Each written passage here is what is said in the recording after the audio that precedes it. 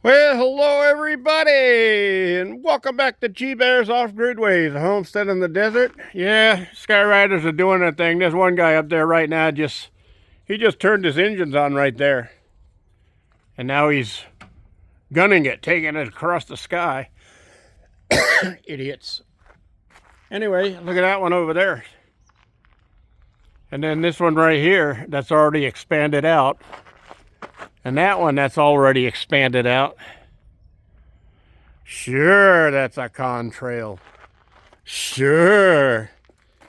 And the abominable snowman is Santa Claus's best friend. You idiots. Give me that crap. All right, everybody. Anyway, some of the things that got done here, some of my minor chores that are important because it was a nice day today. And actually, it was warm and calm.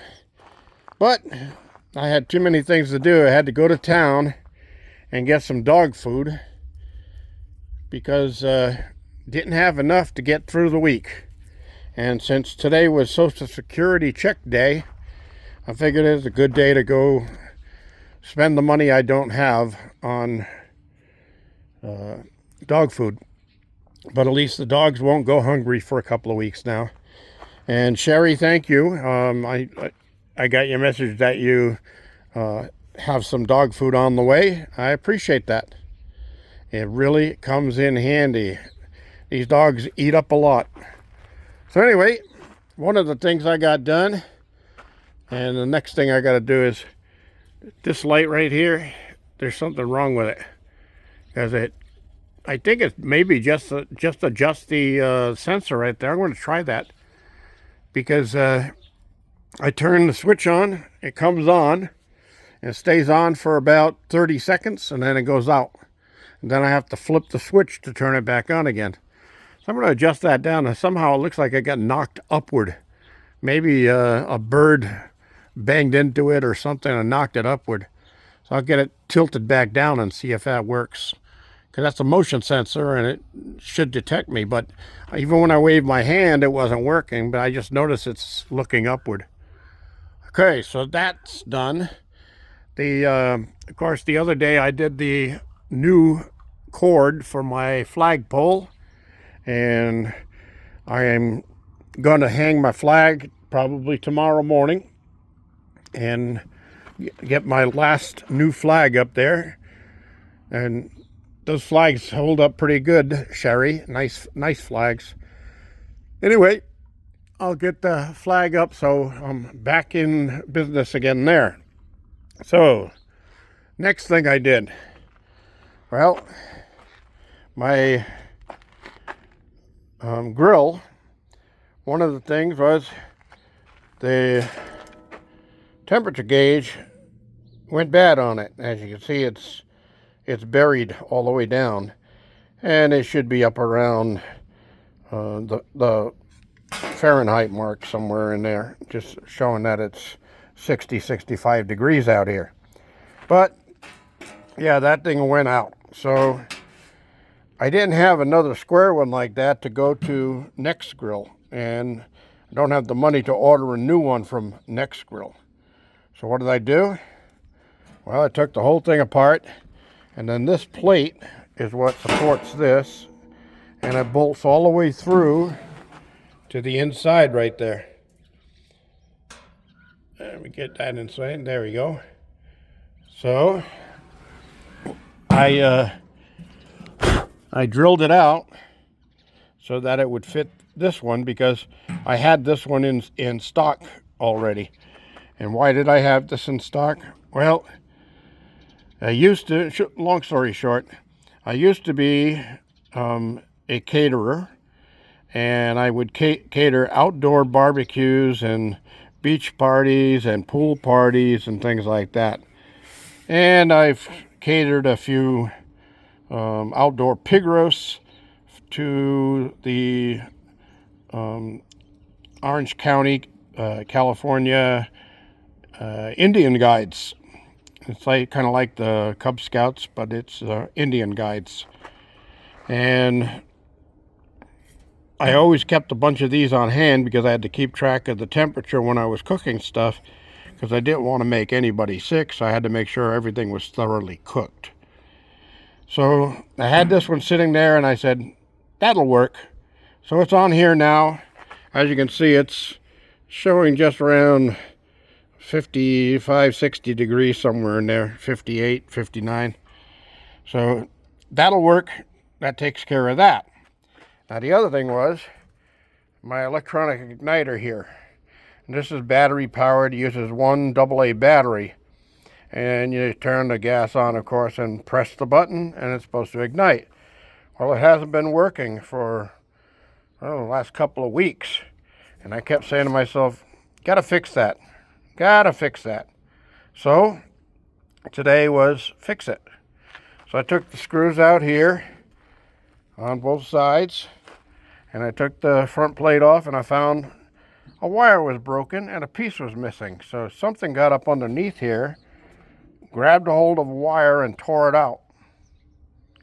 And the little, about 4 inches of it was missing. Well, since I'm a handyman, I had all the parts I needed in the shop. So I got them all and I got it fixed.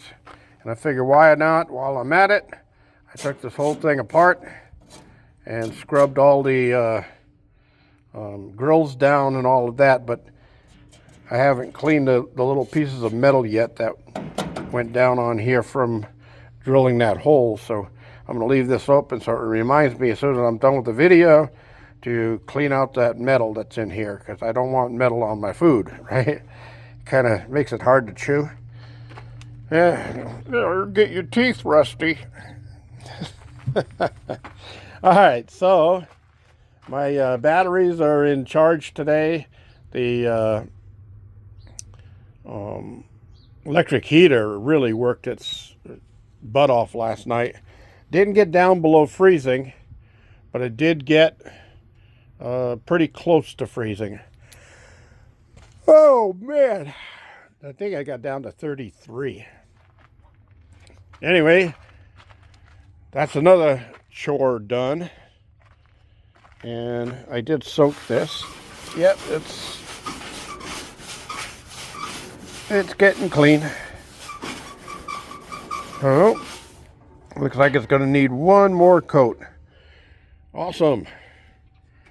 LA's totally awesome grill oven cleaner. I remember when they first started making cleaners, a friend of mine got into selling for the company, and they claimed that it was 100% biodegradable and food safe. So the guy that was selling it, my friend, to show the customers that he was showing it to, like for restaurants and things like that, to show them that it was safe, he'd spray it, take it, turn it around and squirt a squirt of it in his mouth, swish it around and swallow. I don't think I want to do that. I also have my Dawn power wash out here, because that stuff works great. Just a little too much on the expensive side. All right, so we're going to get these barrels all cleaned off. Got all kinds of little rock samples and stuff I've picked up around the area. Look at that one. Isn't that cool? Huh? Yeah. It's definitely got some sulfides that were eating away at it on both sides there. So this is all stuff that I've got to go through and fine tune. I also found this out there one time, metal detecting with my friend Andy, and this was in a house that had burnt down. So this one, I don't think that was separate. This is a different one. But anyway, this is really heavy. It's not like aluminum, so I'm thinking it might be silver, because it was in an area of the house where it looks like it might have been the kitchen dining area, and they might have had some expensive silver in a hutch or whatever And when the fire got so hot, it melted it down into a big chunk, because that's pretty heavy. I would say that's heavier than this rock. Okay, so I don't think it's aluminum. Now this is aluminum, and this is real lightweight. But this, heavy. So I got to do a test on it and see if it is silver. And if it is, at the price of silver right now, I think the last I looked, it was like $125 an ounce. That's a big jump on silver. Yeah, I got all this ore here that's all got to be checked. Look at how the sulfides eat away at that one. Isn't that cool? Get my butt in gear, because gold is outrageous. It's over 5,000 an ounce. Wow. Wow. And I was forced to sell all my gold that I've gotten over the years prospecting.